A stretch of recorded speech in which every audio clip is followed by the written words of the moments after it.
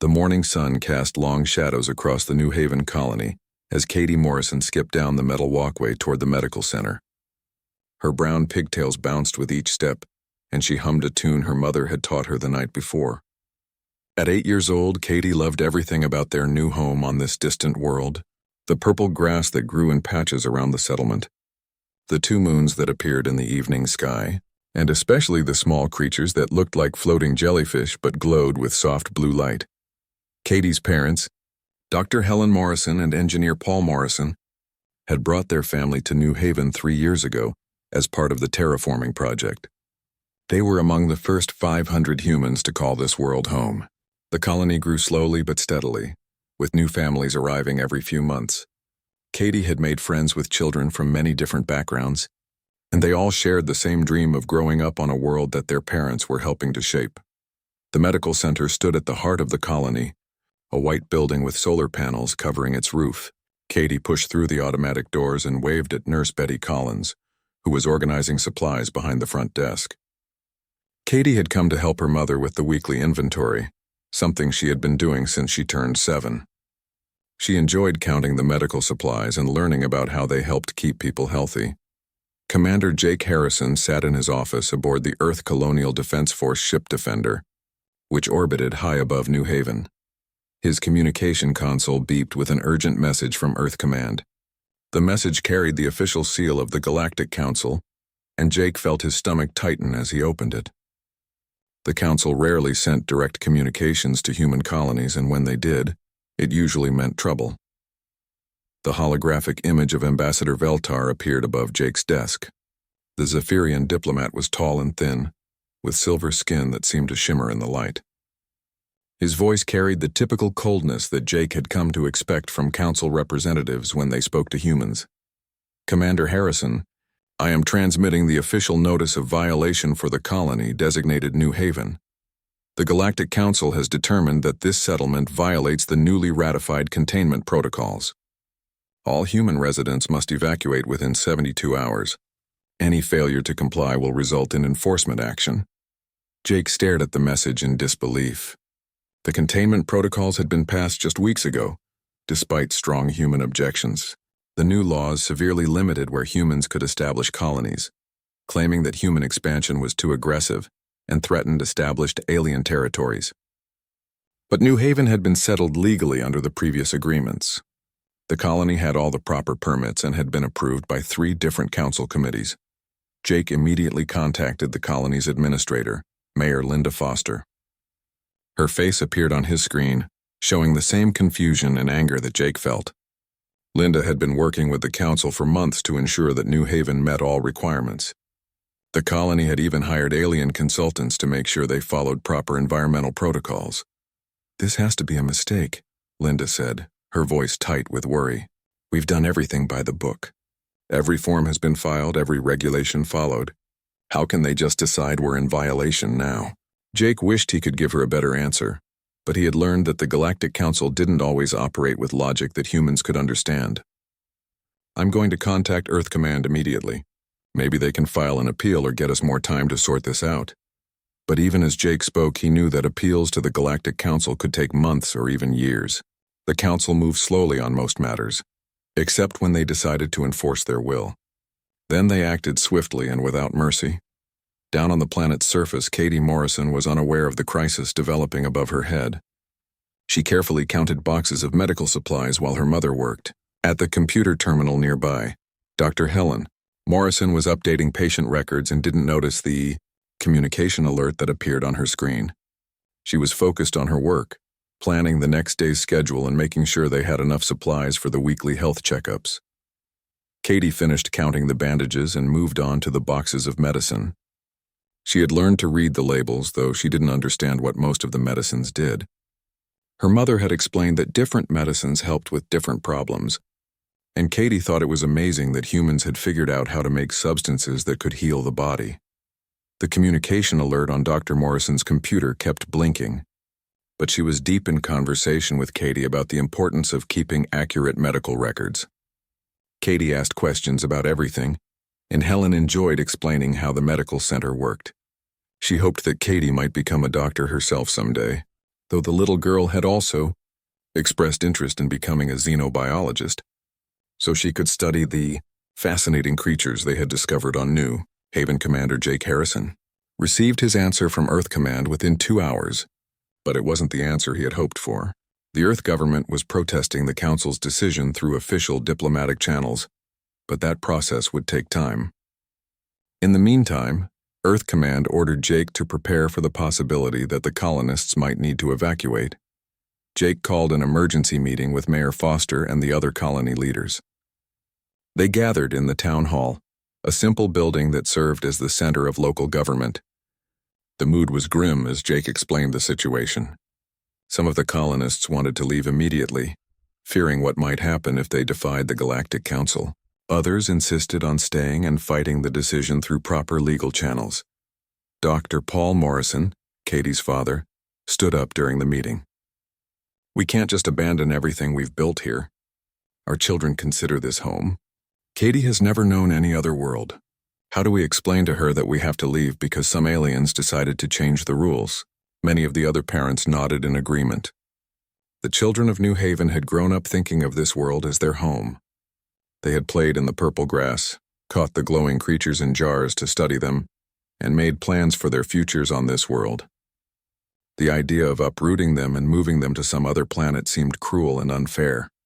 Mayor Foster called for a vote.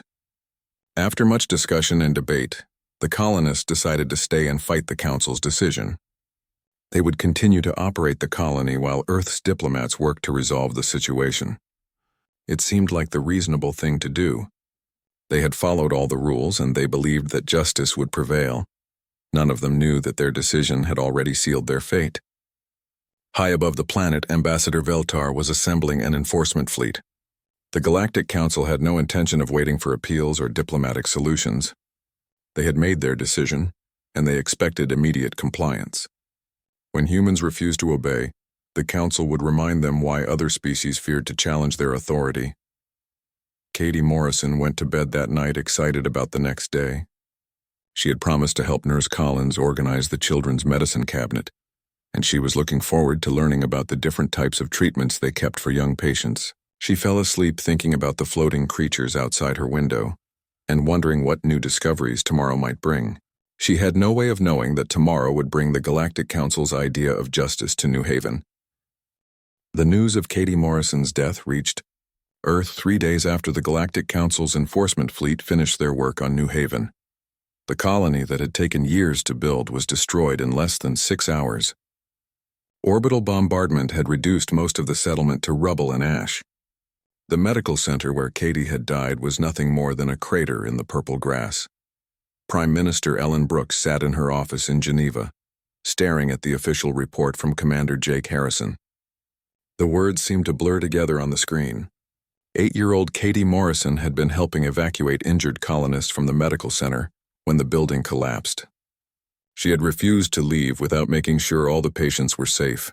The little girl who dreamed of becoming a xenobiologist to help humans and aliens understand each other had died under tons of concrete and steel. Ellen had been in politics for 20 years, but nothing had prepared her for this moment. She had dealt with trade disputes, territorial disagreements, and diplomatic protests from the Galactic Council before. Those were problems that could be solved with careful negotiation and compromise.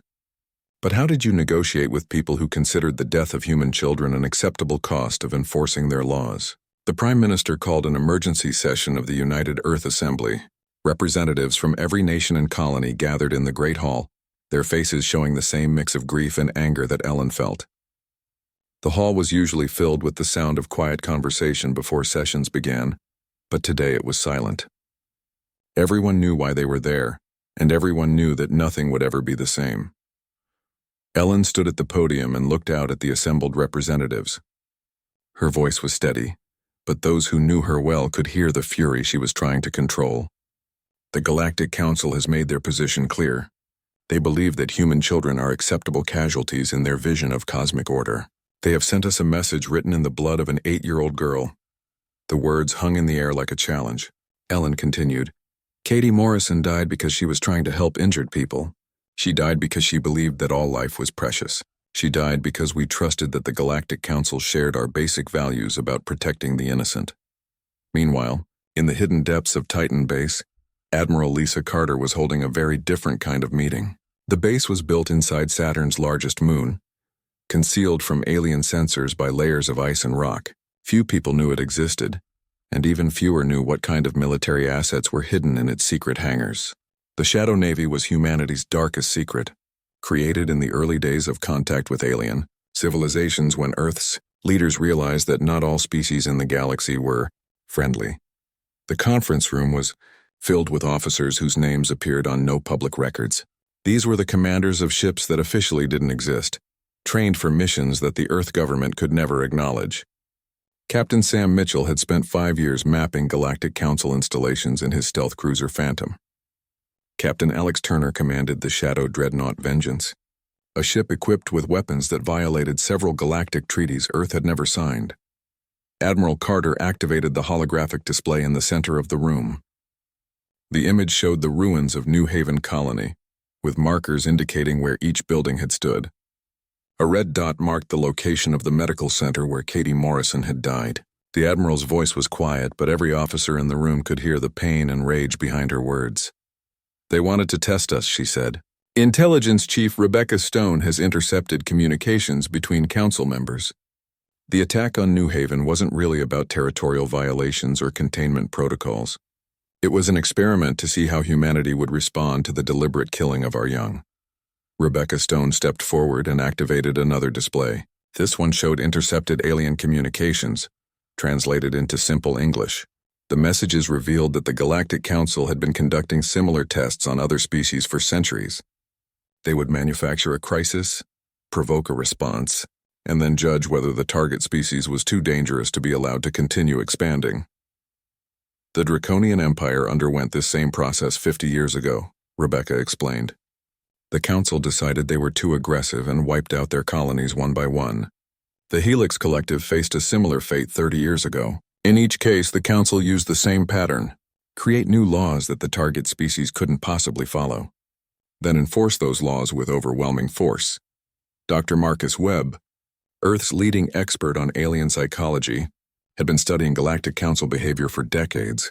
He stood up and addressed the assembled officers. Most alien species view their offspring as biological investments. If some die, they can always produce more. They don't understand that humans form irreplaceable emotional bonds with our children. To us, Katie Morrison wasn't just one casualty among many. She was a unique individual who can never be replaced. Captain Turner leaned forward in his chair. "So they think we'll mourn for a while and then accept their authority like every other species has done?" Dr. Webb nodded grimly. "That's exactly what they expect. In their experience, species that lose a few members in enforcement actions eventually submit to council authority. They don't understand that humans see the death of one child as an attack on all children everywhere." Admiral Carter turned off the displays and faced her officers. The Galactic Council wanted to test humanity's response to child murder. They're about to receive their answer. Every ship in the Shadow Fleet will be ready for deployment within the week. We've spent decades preparing for this moment, though I hoped it would never come. Captain Mitchell spoke up from his position near the back of the room.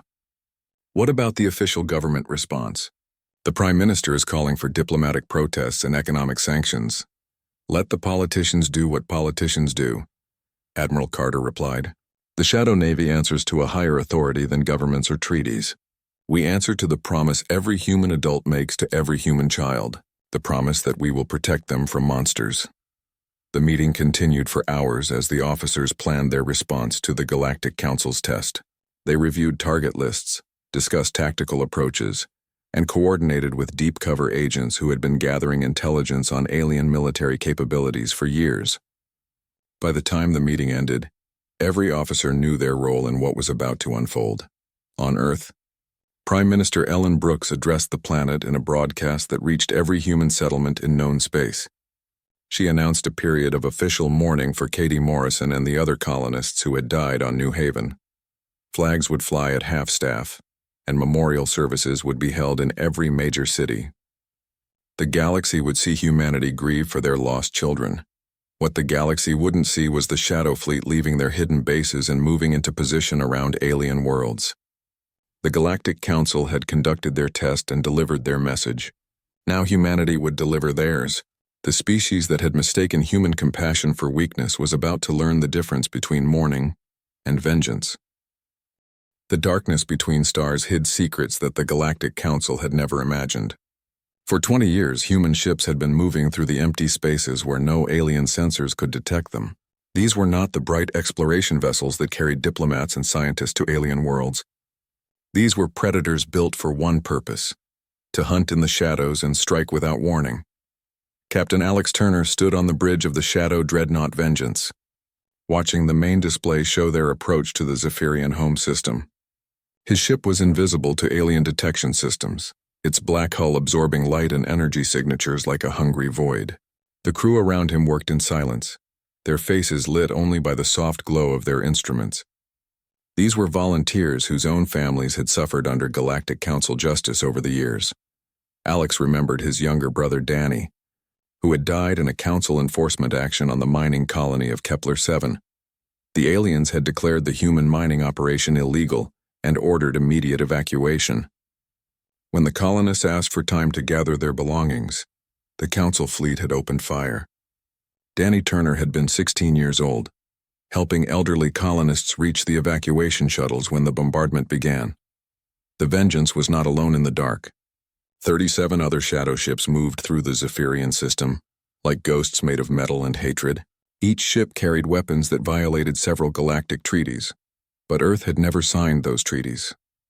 The aliens had written their rules assuming that all species would play by the same civilized standards. They had never met humans who were no longer interested in being civilized. Ambassador Veltar sat in his private chambers aboard the orbital station Bright Star, reviewing reports from the New Haven enforcement action. The operation had been completed exactly as planned. The human colony had been destroyed, and the survivors had been relocated to approved settlement zones. The death toll had been minimal by council standards, just 43 humans, including some children, who had refused to evacuate properly. Veltar felt satisfied with the results. The human government had protested through official channels as expected. There had been angry speeches in their assembly and demands for investigations, but there had been no military response, no threats of retaliation. The humans were behaving exactly like every other species that had been subjected to council discipline.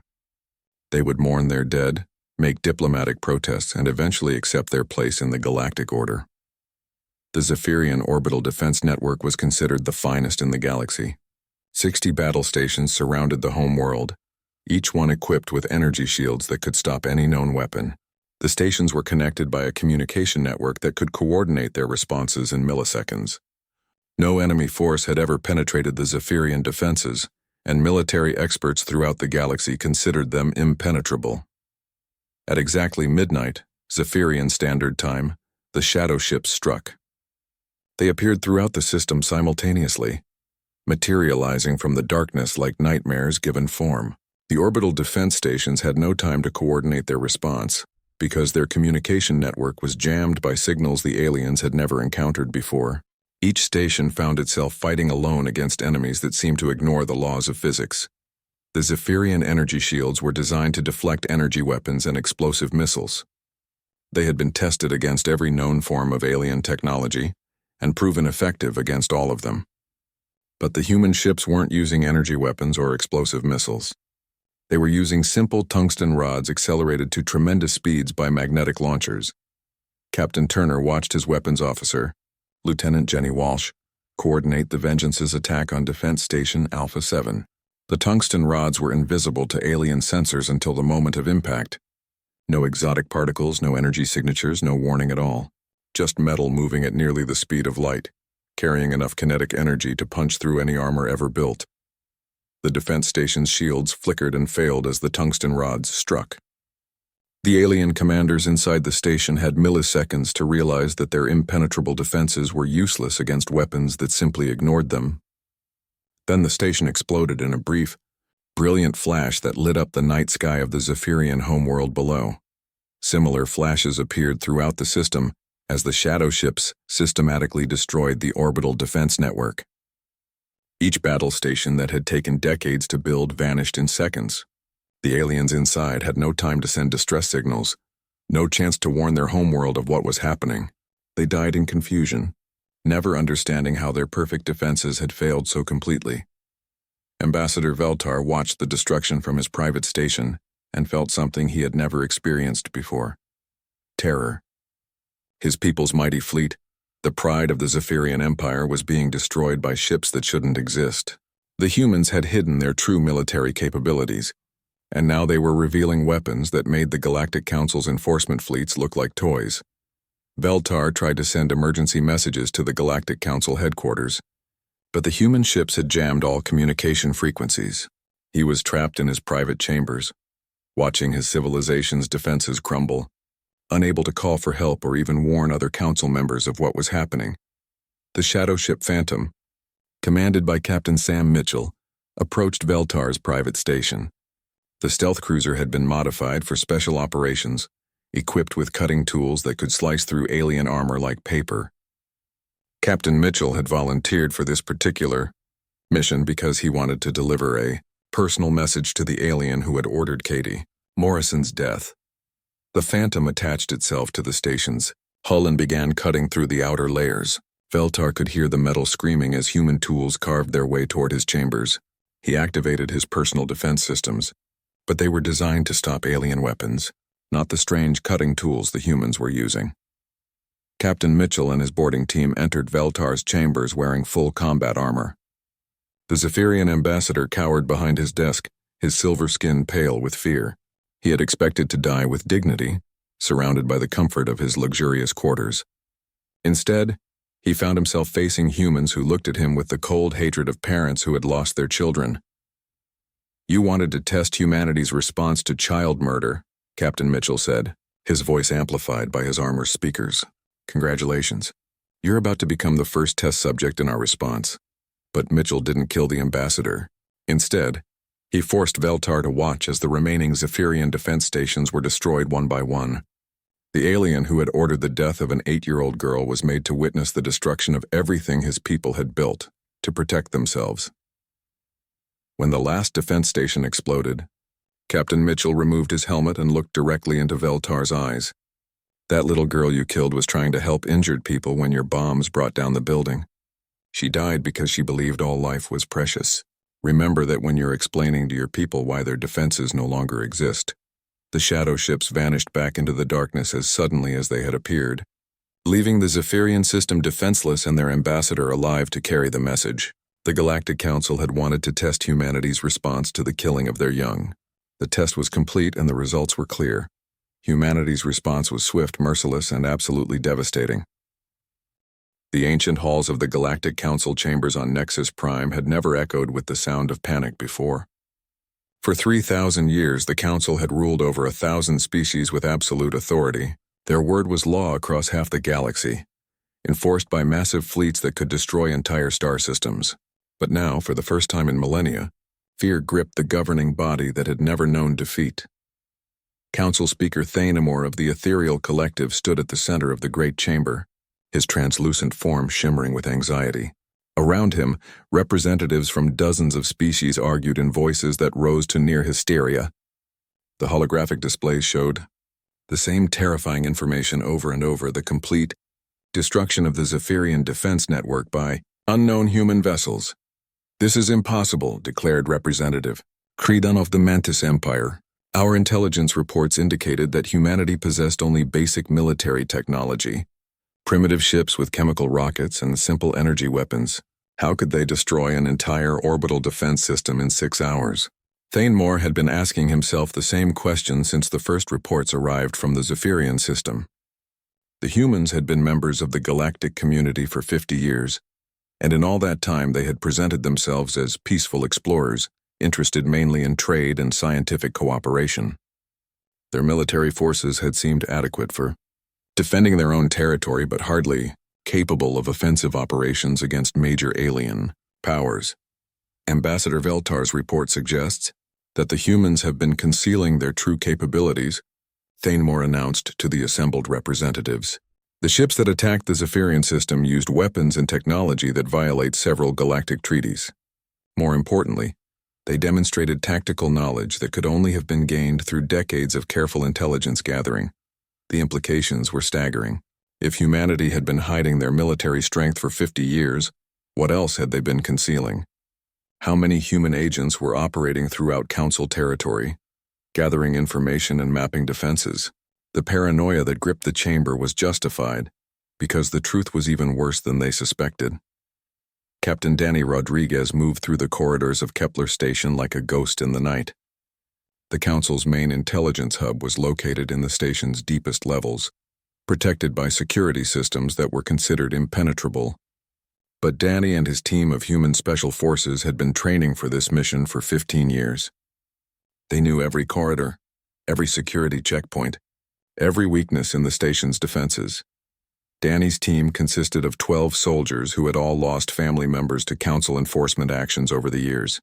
Sergeant Lucy Adams had lost her parents when the Council decided that human mining operations on Asteroid Belt 7 were environmentally damaging. Corporal Bobby James had watched his sister die during the forced evacuation of Port Liberty when the Council reclassified the colony as a territorial violation. The team moved through the station's ventilation system, using cutting tools to bypass security sensors that had been designed to detect alien infiltrators. The humans had studied Council technology for decades, learning its weaknesses and developing counters for every defensive system. What the aliens thought was impossible infiltration was actually the result of careful preparation and patient planning. The intelligence vault was located behind 3 layers of security barriers, each one supposedly capable of stopping any known infiltration technique. But the human soldiers had brought tools that the Council had never encountered before. Molecular disruptors that could dissolve alien metals at the atomic level, scanner jammers that made the infiltrators invisible to electronic detection, and data extraction devices that could download entire computer systems in minutes. Danny attached his extraction device to the main intelligence computer and watched as terabytes of classified information flowed into human storage units. The files contained centuries of Council records, including detailed reports on the systematic elimination of dozens of species that had been deemed too dangerous to survive. The evidence was damning beyond anything the human government had suspected. The Draconian Empire had been the first major power to challenge Council authority. Their rapid expansion and advanced technology had worried Council leaders, who decided that the dragons posed a long-term threat to galactic stability. The Council had manufactured a crisis over territorial boundaries, then used the dragons' response as justification for a massive military campaign that destroyed their civilization. The Helix Collective had been next, a peaceful federation of insectoid species that had developed innovative agricultural techniques. The Council had decided that their food production methods were too efficient and would create economic instability if allowed to spread. Another manufactured crisis. Another civilization destroyed, another species added to the list of Council victims. The pattern was always the same. The Council would identify a species that showed too much independence, innovation, or expansion. They would create new laws that the target species couldn't possibly follow, then use enforcement actions to gradually destroy their military and economic capabilities. Any species that fought back too hard would face complete annihilation, while those that submitted would be allowed to survive as controlled. Clients of the Council. Katie, Morrison and the colonists of New Haven were just the latest casualties in a campaign of systematic genocide that had been ongoing for centuries. The little girl who had dreamed of becoming a xenobiologist had died as part of a test to determine whether humanity would submit to Council authority or join the long list of extinct civilizations. Danny finished downloading the intelligence files and signaled his team to begin their withdrawal. But before leaving, he activated a broadcasting device that would transmit the stolen information throughout the galaxy on frequencies that the Council couldn't block. Every species in known space would receive evidence of the Council's crimes, delivered in their own languages with detailed documentation of each atrocity. The reaction was immediate and devastating to Council authority. Species that had thought they were alone in their suffering discovered that they were part of a pattern stretching back centuries. The Aquatic Union learned that their recent territorial disputes were actually manufactured crises designed to test their loyalty. The Crystal Collective discovered that their trade restrictions were punishment for developing technology that the Council considered threatening. Most shocking of all was the revelation that the Draconian Empire hadn't been completely destroyed. A surviving fleet had been hiding in dark space for 50 years, slowly rebuilding their strength and planning their revenge. The dragon warships that everyone thought were extinct began appearing throughout Council territory, their crews eager to settle old scores with the aliens who had tried to wipe them out. The galaxy began to fracture as subjugated species realized that the Council wasn't a benevolent governing body, but a predatory organization that eliminated competition through calculated violence. Rebellions broke out on dozens of worlds as client species decided they no longer wanted to live under Council rule. Trade routes that had operated smoothly for centuries suddenly became battlegrounds as species fought for their independence. Admiral Lisa Carter received reports of the chaos from her command center on Titan Base. The Shadow Navy's mission was complete. They hadn't just revealed humanity's military capabilities to the Council, they had exposed the Council's true nature to the galaxy. The aliens who had tested humanity's response to child murder were about to face the consequences of centuries of their own crimes against innocent species throughout known space. The final battle for the future of the galaxy began above Nexus Prime, the ancient capital world of the Galactic Council. Admiral Lisa Carter stood on the bridge of her flagship, the shadow carrier Retribution, watching as the combined rebel fleet dropped out of hyperspace.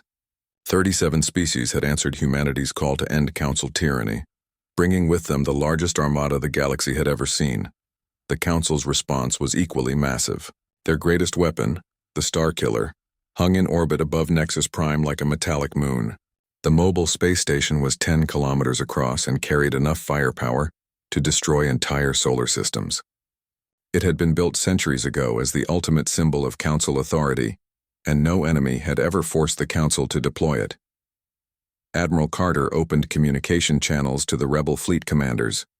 Dragon Admiral Korath of the surviving Draconian Empire reported that his ships were in position. The ancient dragon had been waiting 50 years for this moment, and his voice carried the weight of all the rage his people had stored up during their exile in dark space. Commander Zex High of the Aquatic Union confirmed that her bioships were ready for battle. The living vessels pulsed with bioluminescent patterns that spoke of determination and sacrifice. Commander Silthek of the Crystal Collective added his crystalline warships to the formation, their faceted hulls reflecting the light of Nexus Prime's sun like deadly jewels. But despite the size of the Rebel Alliance, everyone knew that the Starkiller could destroy them all if it was allowed to fire. The massive weapon station needed only minutes to charge its main cannon, which could create artificial supernovas that would consume everything within several light years. The Rebel fleet had to silence the Starkiller before it could demonstrate why the Council had ruled the galaxy for 3,000 years. Captain Maria Santos piloted her stealth destroyer, Nightfall, through the chaos of the opening battle. Her ship was one of the smallest in the human fleet, but it carried humanity's most advanced weapon, a prototype quantum torpedo based on research that Earth's scientists had been conducting in secret for decades. The weapon could theoretically cause a cascade failure in any energy system, but it had never been tested against something as large as the Starkiller. Maria had volunteered for this suicide mission because she understood what failure would mean. If the Council won this battle, they would spend the next 1,000 years making sure that no species ever challenged them again. The systematic genocide that had been their secret policy would become their public doctrine. Every world that had supported the rebellion would be sterilized, and their populations would join the long list of species that had been erased from galactic history. The Starkiller began charging its main weapon as the Rebel fleet engaged the Council's defensive forces. The massive station's energy readings climbed steadily toward the critical threshold where it could fire its planet-killing beam. Council Speaker Thanamer's voice echoed across all communication frequencies, offering one final chance for surrender before his ultimate weapon ended the rebellion permanently. "You have seen what happens to species that challenge the natural order of the galaxy," Thanamor announced. "The Council has maintained peace and stability for 3 millennia. Your rebellion threatens to plunge the galaxy into chaos. Surrender now and your worlds will be spared. Continue this futile resistance and watch as your solar systems burn." Admiral Carter's response was broadcast to every ship in both fleets. The Council's idea of peace was built on the graves of innocent children. Katie Morrison died because your people believed that human lives were expendable. Today you learn that no life is expendable when humans decide to protect it. The battle raged across the Nexus Prime system as ships from dozens of species fought with desperate fury. Council forces had superior numbers and more powerful individual vessels. But the Rebel Alliance fought with the determination of people who knew they were fighting for their right to exist. Dragon warships breathed streams of superheated plasma that melted alien armor. Aquatic bioships released swarms of living torpedoes that adapted to their target's defenses. Crystal vessels fired coherent light beams that could cut through any known material. Captain Maria Santos guided her destroyer through the massive fleet battle, dodging energy beams and missile salvos as she approached the Starkiller. Her ship's stealth systems were pushed beyond their limits, but she managed to avoid detection by the station's defensive sensors. The quantum torpedo was armed and ready, its unstable energy core contained by magnetic fields that could fail at any moment. The Starkiller's main weapon reached 80% charge. Energy readings throughout the system spiked as the massive station prepared to demonstrate the absolute power of Council authority. Thanomore watched from the station's command center, confident that his ultimate weapon would end the rebellion and restore the natural order of galactic civilization. At 95% charge, Captain Santos fired her quantum torpedo directly into the Starkiller's main power core. The prototype weapon penetrated the station's shields and armor as if they didn't exist, reaching the massive fusion reactors that powered the planet-killing cannon. For a moment, nothing seemed to happen. Then the cascade failure began. The Starkiller's own power turned against it as quantum instabilities spread through its energy systems. Reactors that had operated safely for centuries suddenly became unstable, their containment fields collapsing in a chain reaction that could not be stopped. The station that had been built to destroy worlds became a victim of its own devastating power. Thanomore watched in horror as his ultimate weapon tore itself apart from the inside. The Starkiller had been more than just a weapon. It was the symbol of everything the Council represented. Its destruction sent a message that echoed throughout the galaxy. The age of Council dominance was ending. The explosion of the Starkiller marked the end of organized Council resistance. Without their ultimate weapon, the remaining Council forces surrendered rather than face complete annihilation. Thanomore himself was captured aboard the command station, his translucent form flickering with defeat and despair. Admiral Carter accepted the Council speaker's surrender in the ruins of the great chamber where the Council had ruled for 3,000 years. Thanomore knelt before her, begging for mercy that his people had never shown to the species they had destroyed. His voice was barely a whisper as he asked for the same compassion that Katie Morrison had shown to injured colonists in her final moments. "We are not like you," Admiral Carter replied, her words echoing the promise she had made in the depths of Titan Base. "We don't murder children to make political points, but we also don't forget them." The trials that followed established new laws for galactic civilization. The Morrison Accords, named for the 8-year-old girl whose death had changed everything, created absolute protections for non-combatants throughout known space. Children of all species were declared sacred and untouchable, their safety guaranteed by the combined might of the Rebel Alliance. The Shadow Navy didn't disappear after the war ended. Instead, it became the Dark Guardian that ensured no species would ever again face the systematic persecution that had characterized Council rule.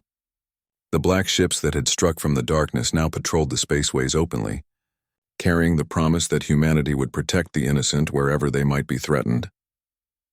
1 year after the final battle, Admiral Carter stood in the Memorial Garden on New Haven, which had been rebuilt as a symbol of hope for the new galactic order. Katie Morrison's statue showed the little girl reaching out with one hand extended, as if offering friendship to the universe. The inscription below read, "She dreamed of understanding all life. Her death taught us to protect it." The galaxy had learned a truth that would echo through the stars for generations. Humanity's greatest strength wasn't their technology or their military prowess, but their refusal to accept that any child was expendable. The species that had mistaken human compassion for weakness now understood that both could exist in the same heart, and that those who threatened the innocent would face the full fury of humanity's protective instincts.